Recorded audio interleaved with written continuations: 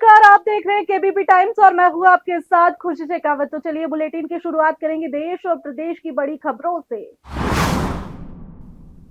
भारत और अमेरिका के रिश्तों को नई मजबूती मिलने के संकेत है। दोनों देशों के बीच ट्रेड डील अंतिम चरण में पहुंच चुकी है और इसी बीच राष्ट्रपति डोनाल्ड ट्रंप के संभावित भारत दौरे को लेकर बड़ा अपडेट सामने आया है।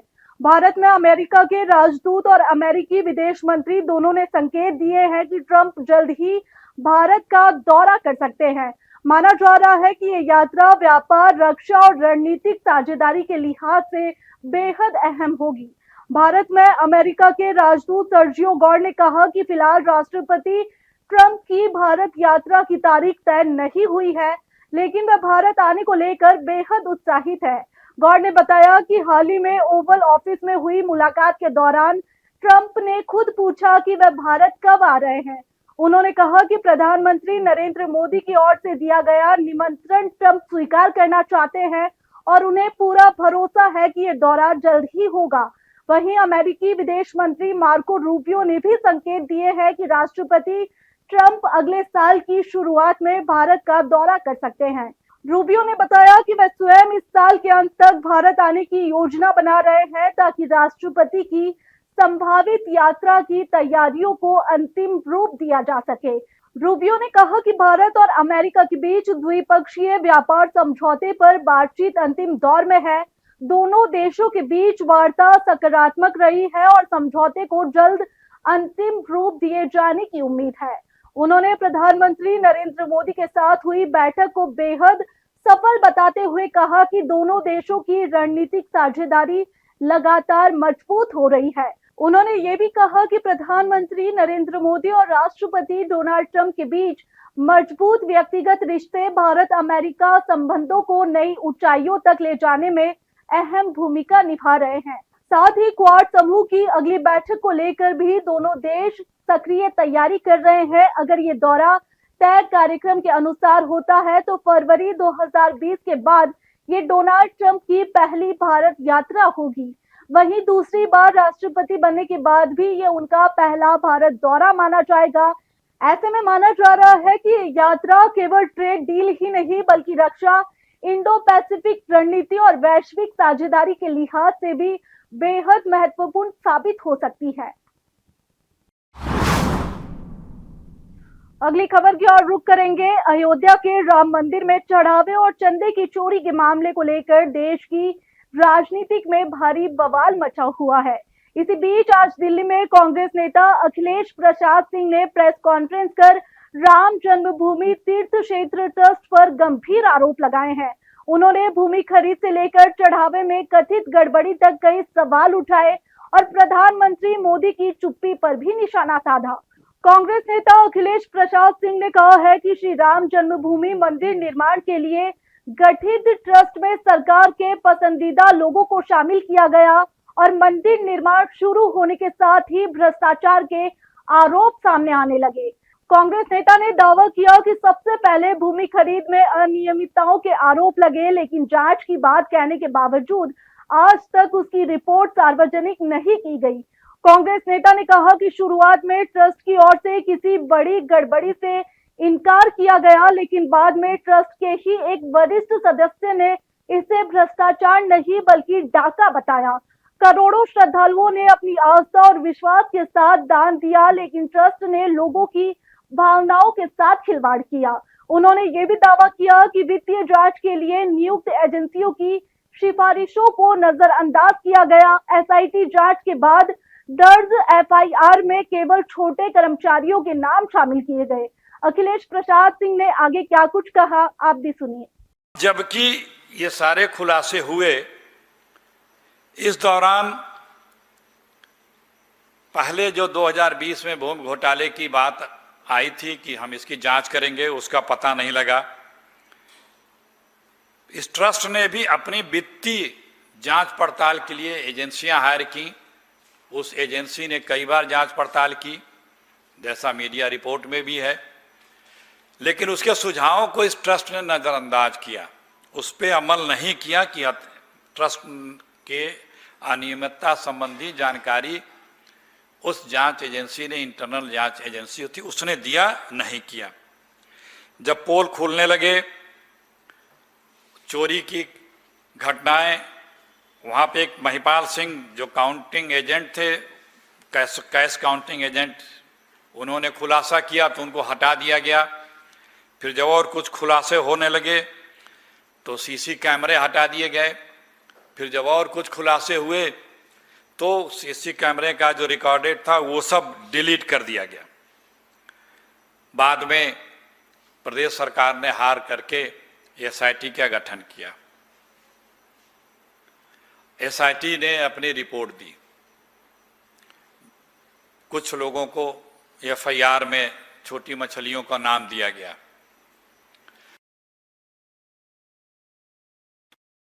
उनका कहीं जिक्र नहीं है एफआईआर में। और नहीं तो और एक खबर आई आप लोगों के माध्यम से कि चंपत राय बंसल जी और एक कोई और उनके सदस्य ने त्यागपत्र दे दिया है ट्रस्ट से। थोड़े ही देर बाद ये स्पष्टीकरण भी आ गया मीडिया में, क्या सच्चाई हमें नहीं पता, कि कोई ऐसा इस्तीफा नहीं हुआ है। मतलब साफ है, सरकार की मंशा इसमें निष्पक्ष नहीं दिख रही है और यह करोड़ों करोड़ सनातनी हिंदुओं की आस्था के विषय है। इसमें सरकार गोलमाल कर रही है। कांग्रेस पार्टी पहले से भी कहती रही है कि ये लोगों की नीयत ठीक नहीं है, क्योंकि जब पहला घोटाला आया था सामने, तभी अगर ये लोग निष्पक्षता पूर्वक, पारदर्शिता से सख्त जांच करके कार्रवाई किए होते तो एक बात समझ में आती कि सरकार गंभीर है। अब ये सब कुछ जितने भ्रष्टाचार है वो सार्वजनिक जीवन में पब्लिक के पास पहुंच चुका है। सबके पास इसकी जानकारी है, सबके पास इसके लूट के बारे में पूरी की पूरी विस्तृत जानकारियां हैं। लेकिन कहीं किसी भी तरह से ऐसा नहीं लग रहा है कि सरकार इसे गंभीरता से ले रही है। हमारे आदरणीय प्रधानमंत्री जी जिनका ये प्रिय कमेटी बनाई थी, जिन्होंने, उस कमेटी ने इतना बड़ा भ्रष्टाचार किया। उस कमेटी के एक सदस्य ने यहां तक कहा कि डकैती हुई है, लेकिन उस पर प्रधानमंत्री जी खामोश हैं। प्रधानमंत्री जी की खामोशी क्यों? इतने बड़े महत्व के मुद्दे पे प्रधानमंत्री जी खामोश क्यों है? हालांकि इस तरह के मुद्दों पर अक्सर वो खामोश ही रहते हैं, लेकिन ये खामोशी क्यों है, इसका देश जवाब जानना चाहता है। शुरू में तो चंपत राय जी ने कहा कि यह कोई उल्लेखनीय गड़बड़ी इसमें नहीं हुई है, लेकिन जैसे जैसे परतें भ्रष्टाचार की खुलती गई, उसी ट्रस्ट के एक वरिष्ठ सदस्य ने इसे भ्रष्टाचार नहीं डाका कहा और रोज उजागर होने लगे क्या भ्रष्टाचार के, लूट के सारे पैसे। ये बहुत ही गंभीर विषय है, क्योंकि करोड़ों करोड़ों भारतीयों की आस्था का ये केंद्र,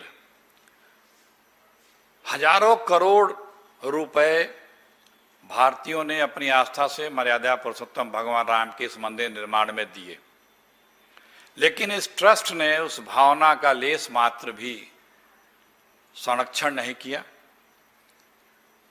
खूब लूट होती रही। लूट की सूचनाएं जमीन खरीद फरोख्त के बारे में आई, फिर निर्माण में कमीशन के रूप में बीच में चर्चा में आया, फिर चढ़ावा में भ्रष्टाचार आया, फिर चंदा में भ्रष्टाचार के खुलासे हुए, फिर सोना चांदी, हीरे मोती चांदी की ईंटें आदि इत्यादि के खुलासे हुए, और फिर उसके बाद भूमि पूजन में खर्चे के खुलासे हुए, उद्घाटन में जो खर्चे हुए उसमें वित्तीय अनियमितता के खुलासे हुए, और पताका फहराने इत्यादि में वित्तीय अनियमितता के खुलासे हुए। बहुत ही संघर्षों के बाद अदालत के आदेश के बाद 2019 में राम जन्मभूमि निर्माण का मार्ग प्रशस्त हुआ। 2020 में केंद्र सरकार ने, आदरणीय मोदी जी ने एक ट्रस्ट बनाया इस मंदिर निर्माण के लिए। उसमें उन्होंने अपने पसंदीदा लोगों को रखा। फिर उसके बाद 2005 में 2020 5 अगस्त को आदरणीय मोदी जी शिला पूजन करने अयोध्या गए। फिर 22 जनवरी 2024 को प्राण प्रतिष्ठा हेतु मोदी जी अयोध्या गए और फिर 25 नवंबर 2025 को ध्वजारोहण करने अयोध्या गए। राम जन्मभूमि का 2020 से जब कार्य प्रारंभ हुआ तभी से भ्रष्टाचार भी प्रारंभ हुआ। जैसे जैसे निर्माण कार्य बढ़ता गया, रफ्तार पकड़ता गया, उसी तरह से भ्रष्टाचार भी अपना रफ्तार वहां पकड़ता गया। शुरुआत में ही भूमि क्रय के समय ही भूमि क्रय बहुत विवादों में आया और कई भूमि क्रय भारी वित्तीय अनियमितताओं से विवादों में आया। सरकार ने उसकी जांच कराने की बात भी कही। वो जो विवाद था वो डॉक्यूमेंटेड था, सारे रजिस्ट्री के कागजात पब्लिक डोमेन में भी थे। उस जांच का क्या हुआ नहीं पता लगा। फिर मंदिर निर्माण में, फिर चढ़ावे में, और अंत में अभी पिछले महीने तो इम्तहा हो गई कि पूरा जो कहते हैं ना कि बम की तरह से फट गया राम मंदिर ट्रस्ट के भ्रष्टाचार का। अयोध्या राम मंदिर के चढ़ावे में कथित चोरी के मामले पर बागेश्वर धाम के पीठाधीश्वर पंडित धीरेन्द्र कृष्ण शास्त्री की भी प्रतिक्रिया आई है। इंडोनेशिया की राजधानी जकार्ता में हनुमान कथा के दौरान उन्होंने इस मामले को करोड़ों श्रद्धालुओं की आस्था से जुड़ा बताते हुए कहा कि रावण आज भी है, बस उनका रूप बदल गया है। उन्होंने कहा कि भगवान के दान पात्र से धन नहीं बल्कि करोड़ों लोगों का विश्वास चोरी हुआ है। राम मंदिर चढ़ावा चोरी मामले पर पंडित धीरेन्द्र कृष्ण शास्त्री भावुक दिखाई दिए। उन्होंने कहा कि रावण तो आज भी है, बस उनका रूप बदल गया है। रावण ने केवल माता जानकी का हरण किया था, लेकिन राम मंदिर के दान पात्र से करोड़ों लोगों की श्रद्धा और भरोसा चोरी हुआ है। राम मंदिर में राम को दिए हुए दान को जो चोरी करेगा, ये पक्का है कि उसे सरकारी दंड तो मिलेगा ही, भगवान का महादंड भी मिलेगा। धीरेन्द्र शास्त्री ने आगे क्या कुछ कहा, आप भी सुनिए। रावण तो ये भी है, बस रूप बदल गए। रावण ने तो केवल माता जानकी जी की चोरी की थी। राम मंदिर के दान पात्र में लाखों लोगों की श्रद्धा चोरी हुई, करोड़ों लोगों का भरोसा चोरी हुआ। और हमें खबर मिली कि FIR हुई है। अभी और जांच हो और पकड़े जाएंगे, पक्का है, और पकड़े जाएंगे। लेकिन ये तो ठीक है, इतना हम कह सकते हैं, ज्यादा तो नहीं। और कह भी दें तो कोई बुराई नहीं, सच तो सच है, और जिसको बुरा लगे भला लगे वो उसका अपना काम। हम इतना कह सकते हैं, रावण ने माता जानकी जी की चोरी की थी, उसका परिणाम यह निकला कि सब परिवार सहित नाश हुआ। करोड़ों लोगों के दान, राम मंदिर में राम को दिए हुए दान को जो चोरी करेगा, पक्का है वो सरकारी दंड तो पाएगा ही, भगवान का महादंड पाएगा, महादंड पाएगा। ये तो पक्का है, महादंड पाएगा, उसे कोई छोड़ नहीं। अगली खबर जोधपुर से है। महाराष्ट्र के चर्चित केतन अग्रवाल हत्याकांड में अब राजस्थान कनेक्शन सामने आया है। इस मामले में गिरफ्तार आरोपी चेतन चौधरी जोधपुर जिले के बिलाड़ा क्षेत्र का रहने वाला बताया जा रहा है। जांच के बीच परिवार और गांव के लोगों की प्रतिक्रियाएं भी सामने आई है। वहीं दावा किया जा रहा है कि घटना से पहले चेतन अपनी कथित गर्लफ्रेंड सिया गोयल के साथ जोधपुर और उदयपुर भी आया था। केतन अग्रवाल हत्याकांड का आरोपी चेतन चौधरी मूल रूप से राजस्थान के जोधपुर जिले के बिलाड़ा कस्बे के पलासनी गांव का रहने वाला है। बताया जा रहा है कि चेतन के पिता बाबूलाल सिरवी कई सालों से पुणे में अपने भाइयों के साथ ड्राई फ्रूट और किराना कारोबार से जुड़े हैं। चेतन भी पढ़ाई छोड़ने के बाद अपने पिता के व्यवसाय में हाथ बढ़ाने लगा था, जबकि उसके ताऊ आज भी पलासनी गांव में रहते हैं। मीडिया रिपोर्ट्स की माने तो पुणे में चेतन के पिता की दुकान के सामने ही सिया गोयल के पिता का प्रॉपर्टी ऑफिस है। दावा किया जा रहा है कि कॉलेज के दौरान सिया और चेतन की पहचान हुई, जो बाद में रिश्ते में बदल गई। मामले से जुड़े कुछ लोगों ने नाम ना बताने की शर्त पर दावा किया कि करीब 1 महीने पहले चेतन और सिया जोधपुर और उदयपुर घूमने आए थे। बताया गया है कि दोनों उदयपुर के उस लग्जरी होटल को देखने भी पहुंचे थे जहां सिया की डेस्टिनेशन वेडिंग होनी थी।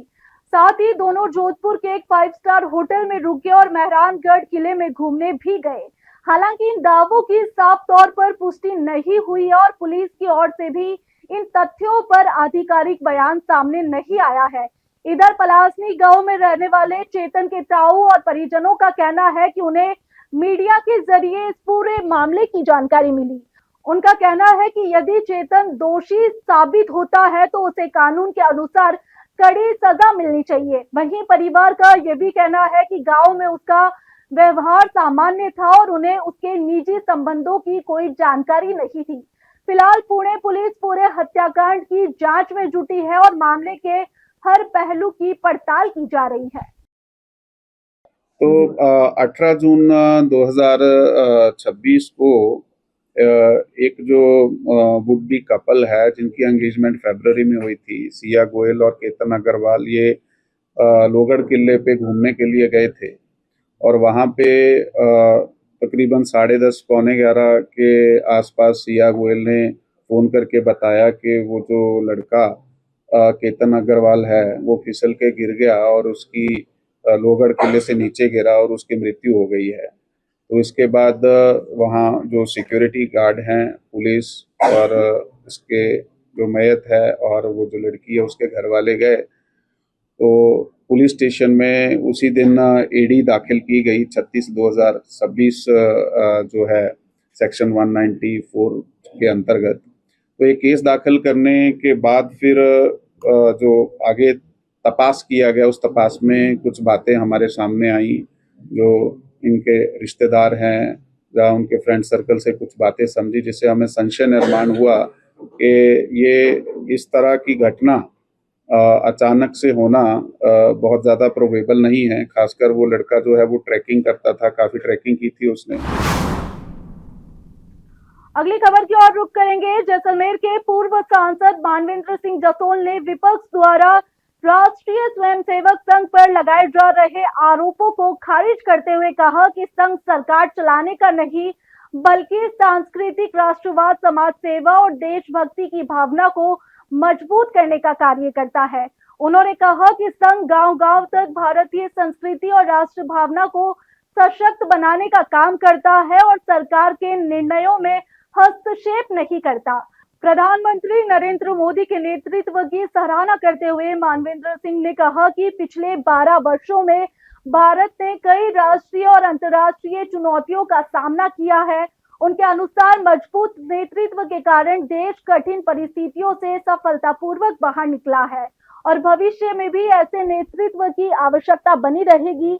उन्होंने राजस्थान की सामाजिक संस्कृति का उल्लेख करते हुए कहा कि प्रदेश की पहचान भाईचारे, सौहार्द और आपसी सम्मान से रही है। राजनीतिक मतभेद अपनी जगह है, लेकिन सामाजिक सद्भाव बनाए रखना सभी की जिम्मेदारी है। उन्होंने कहा कि राजनीति में संवाद और सम्मान की परंपरा कायम रहनी चाहिए।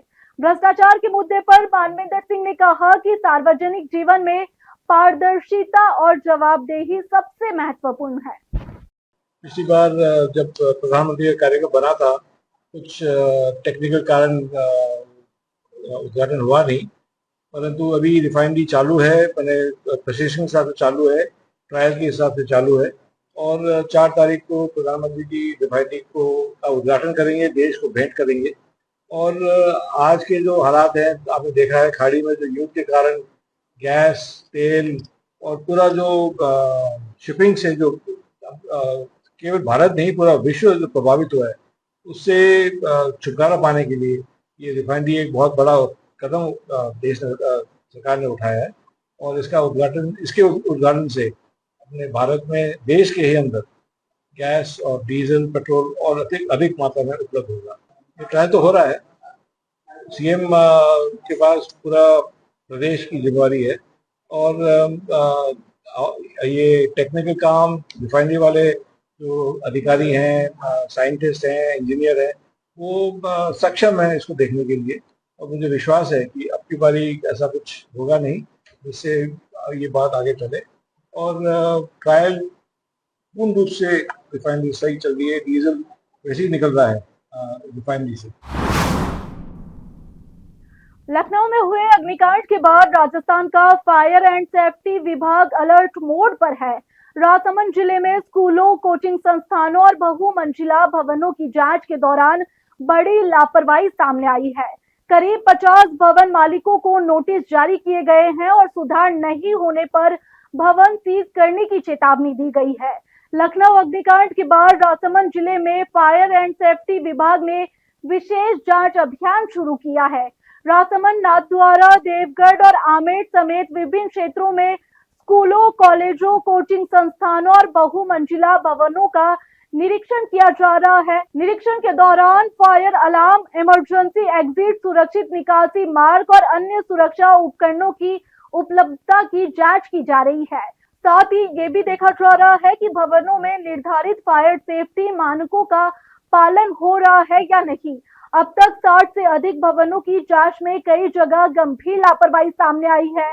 देवगढ़ में करीब 40 और आमेर में 10 भवन मालिकों को कारण बताते हुए नोटिस जारी किए गए हैं। उन्हें निर्धारित समय सीमा में फायर सेफ्टी व्यवस्था दुरुस्त करने के निर्देश दिए गए हैं। सहायक अग्निशमन अधिकारी राकेश कुमार यादव ने बताया कि सरकार के निर्देश पर यह अभियान लगातार जारी है। उन्होंने कहा कि नोटिस के बाद भी यदि सुरक्षा मानकों का पालन नहीं किया गया तो संबंधित भवनों को सीज करने सहित सख्त कार्रवाई की जाएगी। खबर धौलपुर से है। धौलपुर में करौली धौलपुर सांसद भजनलाल जाटव के कथित बयान को लेकर विरोध तेज हो गया है। विप्र फाउंडेशन और ब्राह्मण समाज के लोगों ने बाइक रैली निकालकर प्रदर्शन किया। प्रदर्शनकारियों का दावा है कि विरोध के चलते कांग्रेस का प्रस्तावित कार्यक्रम भी स्थगित कर दिया गया। धौलपुर में करौली धौलपुर सांसद भजनलाल जाटव के कथित ब्राह्मण और बनिया समाज विरोधी बयान को लेकर विप्र फाउंडेशन और ब्राह्मण समाज के लोगों ने विरोध प्रदर्शन किया। कांग्रेस के प्रस्तावित कार्यक्रम में सांसद के शामिल होने की सूचना के बाद समाज के लोगों ने काली पट्टी बांधकर विरोध जताया और शहर में बाइक रैली निकाली। विप्र फाउंडेशन के जिला अध्यक्ष अशोक पचौरी के नेतृत्व में निकाली गई इस रैली में बड़ी संख्या में समाज के लोग शामिल हुए। प्रदर्शनकारियों ने सांसद से कथित बयान पर सार्वजनिक माफी की मांग करते हुए कहा कि यदि बयान वापस नहीं लिया गया तो आगे भी लोकतांत्रिक तरीके से विरोध जारी रखा जाएगा। प्रदर्शनकारियों का दावा है कि विरोध की सूचना मिलने के बाद कांग्रेस का प्रस्तावित कार्यक्रम स्थगित कर दिया गया। कार्यक्रम स्थगित होने के बाद पूरे घटनाक्रम को लेकर शहर में चर्चाओं का दौर भी चलता रहा। विप्र फाउंडेशन द्वारा ये भजनलाल जाटव जी द्वारा दिया गया भाषण से गंतव्य जो कि निंदनीय था और ये कोई राजनीतिक या सामाजिक विरोध नहीं है। ये विरोध है उन महिलाओं के सम्मान के लिए जिसका इस्तेमाल, भाषा का प्रयोग जो भजनलाल माननीय सांसद जी द्वारा किया गया कि मिल जा, कर जा, इस तरह की महिलाओं के प्रति भाषा बोलना निंदनीय है। हम इसको बिल्कुल स्वीकार नहीं करेंगे। ये भजनलाल जाटव को उसी भाषण से समाज के बीच में आकर माफी मांगनी चाहिए। हम इसका घोर निंदा करते हैं। अगली खबर की ओर रुख करेंगे। जोधपुर में मीडिया से बातचीत के दौरान केंद्रीय मंत्री गजेंद्र सिंह शेखावत ने कहा कि लिफ्ट कैनल परियोजना का तीसरा चरण जोधपुर और आसपास की पेयजल योजनाओं के लिए बेहद महत्वपूर्ण है। उन्होंने दावा किया कि परियोजना से जुड़ी सभी प्रमुख बाधाएं दूर कर दी गई है और अगले 3 से 4 महीनों में तीसरे चरण का पानी जोधपुर तक पहुंचने लगेगा। शेखावत ने आरोप लगाया कि पिछली सरकार के कार्यकाल में परियोजना वर्षों तक लंबित रही और आवश्यक वन एवं रेलवे स्वीकृतियां भी समय पर नहीं ली गई। उन्होंने कहा कि अब तेज तकनीकी कार्य भी जल्द पूरा कर लिया जाएगा जिससे शहर और ग्रामीण क्षेत्रों में पेयजल आपूर्ति में बड़ा सुधार होगा। उन्होंने बताया कि गर्मियों में पानी की उपलब्धता सुनिश्चित करने के लिए अतिरिक्त जलाशयों का निर्माण कराया गया है, जिनमें से फलसू जलाशय में पानी भरना शुरू हो चुका है। शेष जलाशयों में भी जल्द पानी पहुंचाने की प्रक्रिया शुरू की जाएगी। यमुना जल समझौते का जिक्र करते हुए शेखावत ने कहा कि लंबे समय से लंबित इस मामले को वर्तमान राज्य सरकार के कार्यकाल में आगे बढ़ाया गया है और डीपीआर तैयार हो चुकी है। उनके अनुसार इससे शेखावाटी और सीमावर्ती क्षेत्रों को भविष्य में राहत मिलेगी।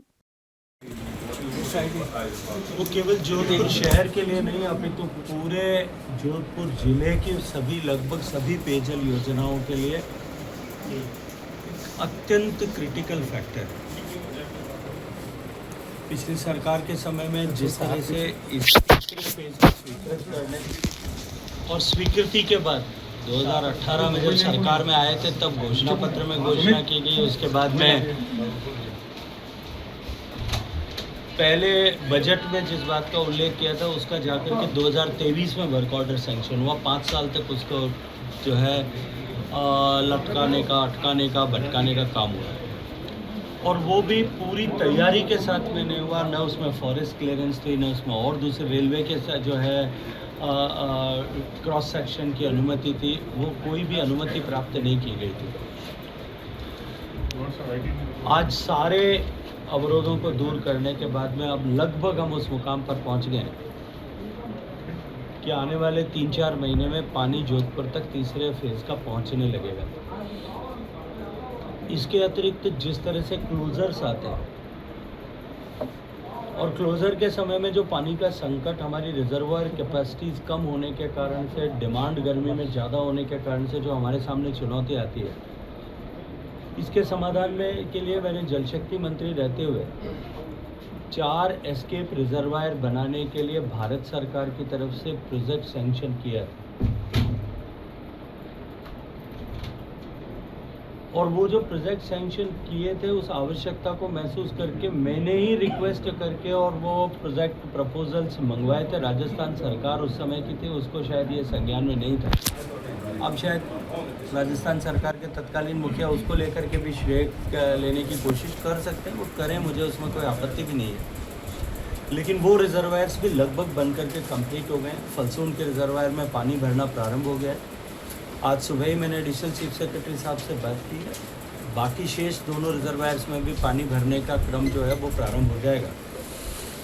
एक रिजर्वायर में कोई तकनीकी रेवेन्यू के किसी कोर्ट केस को लेकर के इशू है, लेकिन उसके लिए भी आवश्यक निर्देश दिए हैं कि वो भी भर जाए ताकि आने वाले साल में हमको पानी की उपलब्धता को लेकर के क्लोजर के समय में भी किसी तरह की चुनौती और संकट न आए। लिफ्ट कैनाल के तीसरे फेज के लिए एक क्रिटिकल इशू अभी शेष है कि मेन कैनाल के ऊपर से एक ट्रस बना करके उसके ऊपर से एक ब्रिज बना करके उसके ऊपर से पाइपलाइन को क्रॉस कराना है। मैंने सुबह उसके लिए भी निर्देश दिए हैं कि आने वाले 1 महीने में उसको पूरा कर दिया जाए ताकि आगे इस काम में किसी भी तरह की बाधा और अवरोध न हो। लेकिन तीसरा फेज़ लिफ्ट कैनाल का बनने के बाद में जोधपुर शहर की आपूर्ति की गुणवत्ता में और गाँव की ग्रामीण जो है जोधपुर की आपूर्ति की गुणवत्ता में निश्चित रूप से क्वांटिटेटिव मात्रात्मक परिवर्तन लगभग 80 के दशक के शुरुआत से लेकर राजस्थान का यमुना के जल में जो एक हिस्सा मॉनसून के समय में जब यमुना में अथाह जल राशि बहती है तब एक हिस्सा राजस्थान का एक क्वांटिटी ऑफ वाटर जो है यमुना जल समझौते के तहत तय हुआ और वो बरसात के 45 दिन में उसको ड्रॉ करके राजस्थान के शेखावाटी क्षेत्र में, चूरू में, झुंझुनू में, सीकर में पेयजल के लिए और कुछ हद तक इरीगेशन के लिए उसका उपयोग इसका एनविसाज किया गया था। लेकिन दुर्भाग्य से दोनों राज्यों के बीच सहमति न बन पाने के कारण से इतने वर्षों से यह प्रक्रिया न केवल लंबित थी, अपितु उस पर दोनों राज्यों के बीच में किसी तरह का जो है एक बिंदु पर पहुंच सकें ऐसा संभव नहीं था। जल शक्ति मंत्री रहते हुए मैंने उसके लिए निरंतर प्रयास किए, अनेक स्तर पर बैठ के कि एक डिज़ाइन बनाया, एक डिज़ाइन बना करके उसको जो है हरियाणा की सरकार को उस डिज़ाइन के अकॉर्डिंगली उनको एग्री कराया। राजस्थान के सरकार के साथ में भी प्रयास किए, लेकिन तत्कालीन अशोक गहलोत सरकार, फिर मैं कहूँगा तो उनको शायद उसको तकलीफ़ होगी, लेकिन वो उस पर लगभग मौन बनी हुई बैठी रही। किसी तरह का प्रयास उन्होंने उसको लेकर के नहीं किया, किसी तरह का सहयोग भी अपेक्षित जो था वो भी उन्होंने नहीं किया। राजस्थान की जनता ने जब भारतीय जनता पार्टी को आशीर्वाद दिया, भजन लाल जी के नेतृत्व में सरकार बनी, तब हमने 15 दिन के अंदर ERCP के लिए भी राजस्थान मध्य प्रदेश के बीच में समझौता और हरियाणा और राजस्थान के बीच में समझौता मैंने अपनी उपस्थिति में मध्यस्थता करके मेरे कार्यालय में समझौता कराया था। DPR बन गई है, अब DPR पर दोनों राज्यों की सहमति बन गई है और मैं ये मानता हूँ कि जिस दिन ये योजना लाइट ऑफ द डे, जिस दिन उस दिन की रोशनी देखेगी, निश्चित रूप से पूरे शेखावटी क्षेत्र जो गंभीर पेयजल संकट से गुजर रहा है उसके लिए एक बड़ा वरदान जो है ये पानी का पहुंचना होगा। और इससे राजस्थान के अतिरिक्त भी हरियाणा के भी राजस्थान सीमा से लगते हुए 3 जिले जहां पानी की कमी है, जहां पीने का पानी और सिंचाई का संकट है, उनका भी हमेशा के लिए समाधान होगा। इस की आवश्यकता के अनुरूप हमने इस एयरपोर्ट को प्रेजेंट स्टेटस पर डिज़ाइन किया है। भारत की जिस तरह से अर्थव्यवस्था बढ़ रही है, भारत में पर कैपिटा इनकम बढ़ रही है, भारत में ट्रैवल करने वाले लोगों की संख्या बढ़ रही है, इस सब को देखते हुए एक प्रोजेक्शन निकाल करके हमने इसको 35 साल के लिए तैयार किया है। आज जो हमारे एयरपोर्ट पे एक्सपेंडेड कैपेसिटी, जब मैं 2014 में सांसद बना था तब तक केवल जोधपुर के एयरपोर्ट पर हमारे एयरफ्रेम पर 2 ही एयरक्राफ्ट एक समय में खड़े हो सकते हैं।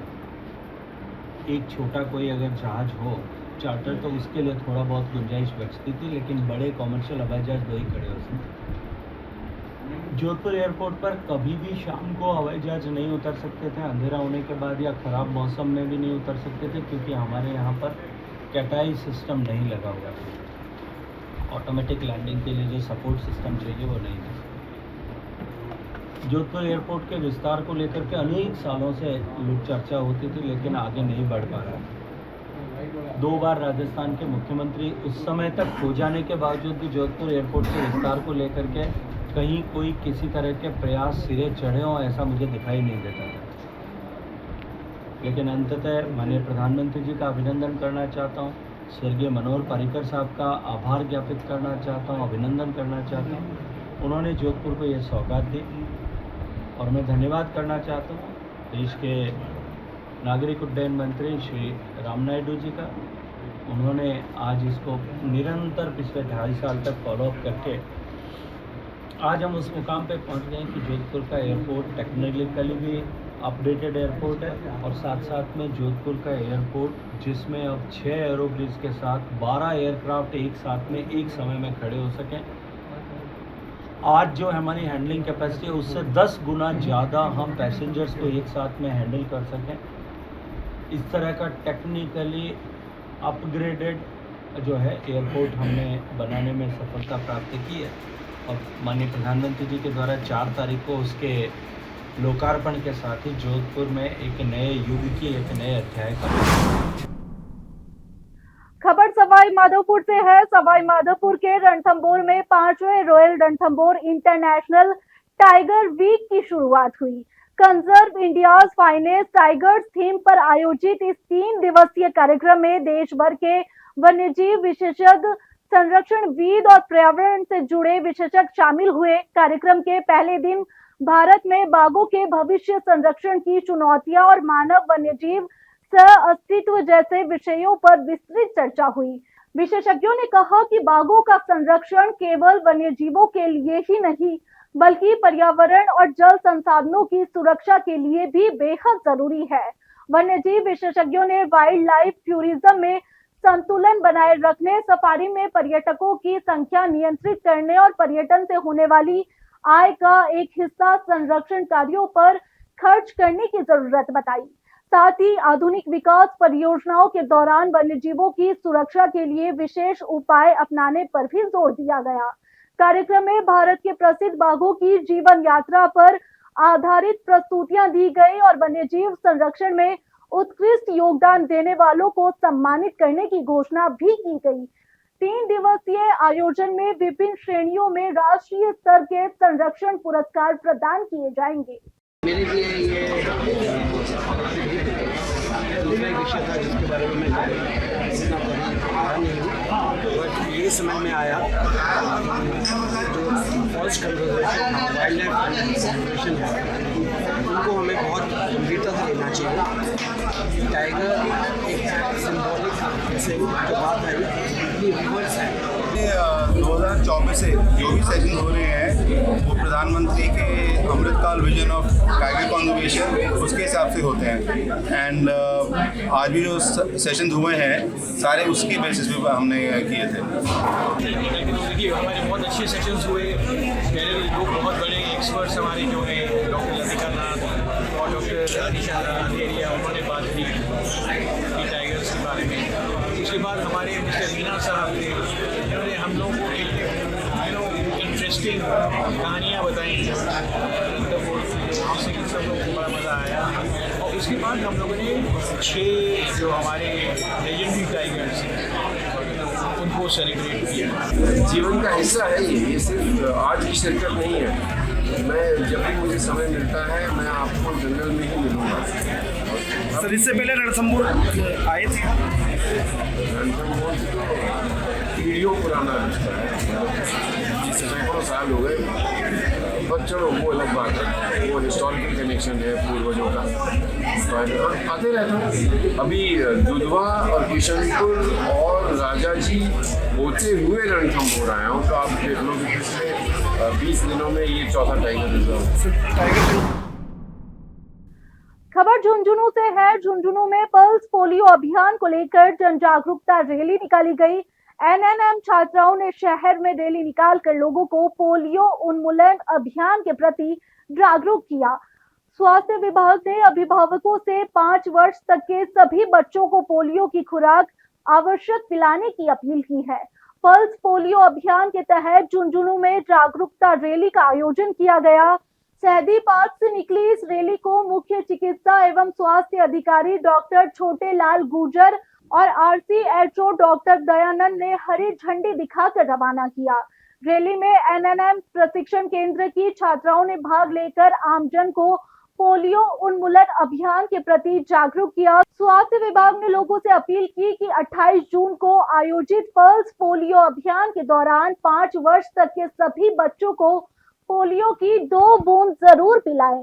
विभाग ने बताया कि बूथ दिवस के बाद स्वास्थ्य विभाग की टीम घर घर जाकर उन बच्चों को भी दवा पिलाएंगी जो किसी कारणवश बूथ तक नहीं पहुंच पाएंगे। CMHO डॉक्टर छोटे लाल गुर्जर ने बताया कि अभियान की सभी तैयारियां पूरी कर ली गई है।